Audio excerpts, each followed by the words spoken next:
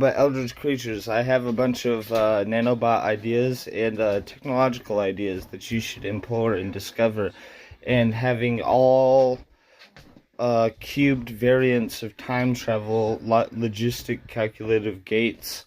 so you can properly time travel instead of beyond a continuity like this, and also use a probability drive correctly. But if you build my superliminal phase conjugate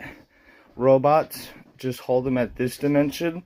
and make sure you calculate the fact of higher dimensional creatures or superliminal phase conjugate beings in dimensional expansionism and regressionism,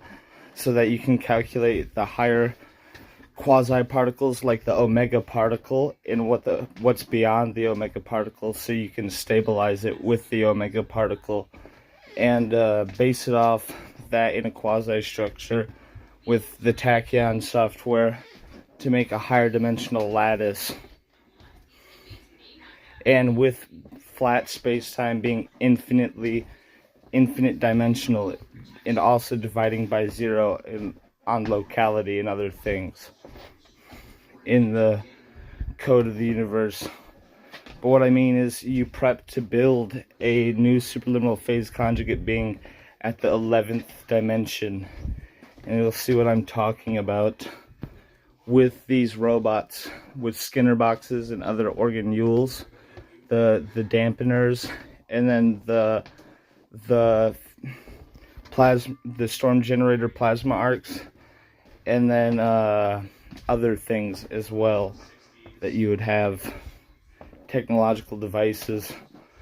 to make it so where you can a dimensional expansionism and regressionism arc system, cubed effect and squared effect, and then the other effects, you know what I mean, within that, and non-axial particles with dampeners, and then the phase conjugate, and then the Skinner box and dampener and phase conjugate, and what you're using to affect or adjust the material.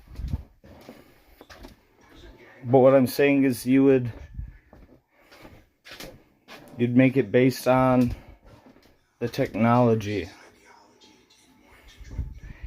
and you would build superliminal phase conjugate beings after you've understood what I was telling you and how to advance and evolve and adjust to a higher position of life,